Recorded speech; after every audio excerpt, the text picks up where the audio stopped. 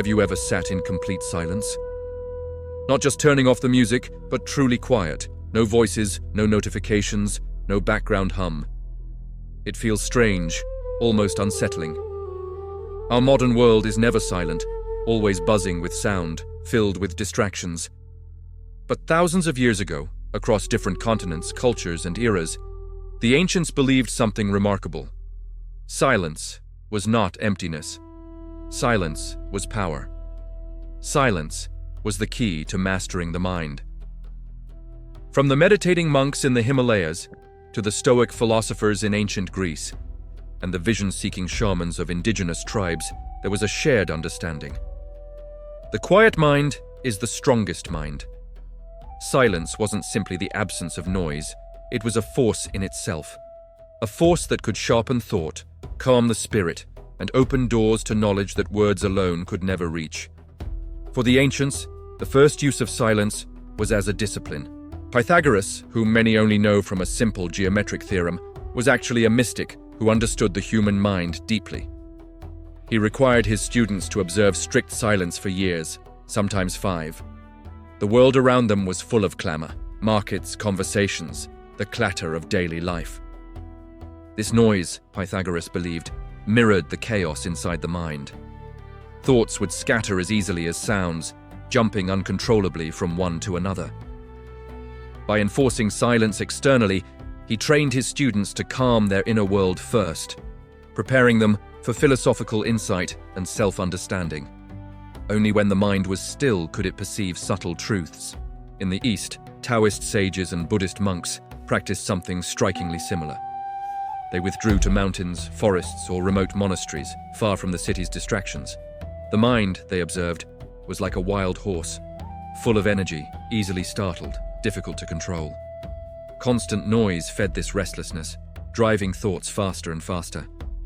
Silence, like a gentle hand, calmed it, allowing clarity to emerge. In Zen Buddhism, seated meditation, zazen, was a practice of simply observing the mind without judgment. Thoughts would arise as they always do, but in the stillness, the storm within began to settle.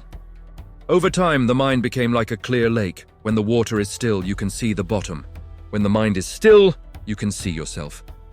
But silence was not just a tool for personal discipline, it was power. Seneca, the Roman Stoic philosopher, often complained of the noise of the streets and bathhouses below his apartment.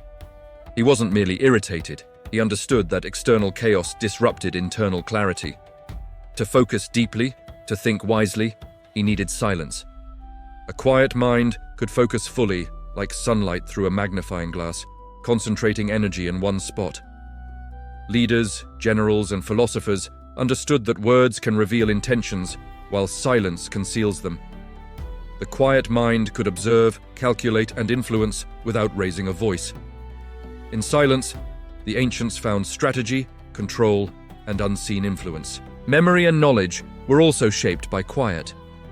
In cultures that relied on oral tradition, elders, priests, and bards had to memorize epic poems, sacred texts, and histories spanning generations. This was no small task. Silence allowed them to concentrate fully, encoding information with incredible precision. Imagine trying to memorize a 2,000-line epic while music blares in the background. You would fail. The ancients knew the mind needed space, time, and quiet to function at its full potential. Silence wasn't only calming, it was a high-performance technique for the brain. The deepest reason the ancients revered silence, however, was its connection to the spiritual and divine.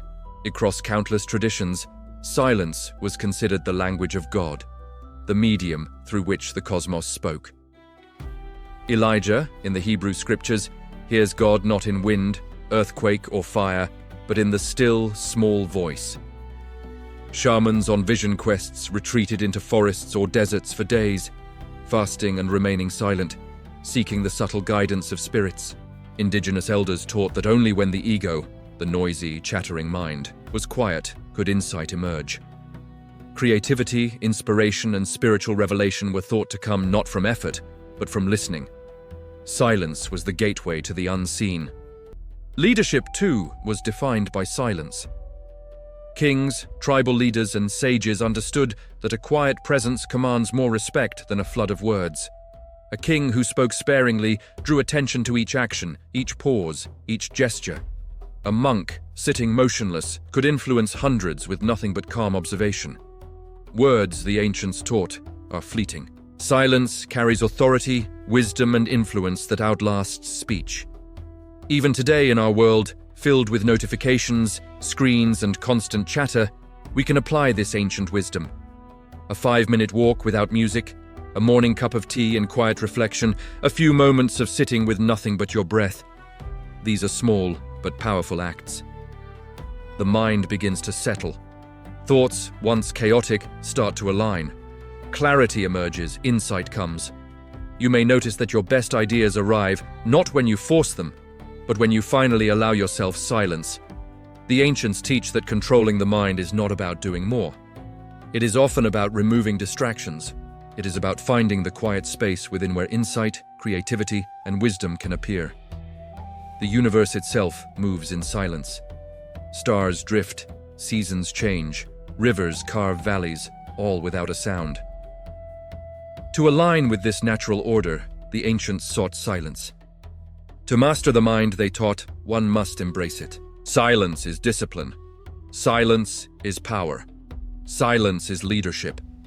It is a tool, a practice, a doorway to hidden knowledge. And perhaps, if we listen closely and give ourselves the gift of true quiet, we too might hear what the ancients already knew. A whisper from the deep, still mind, pointing toward the unseen, the profound, the eternal.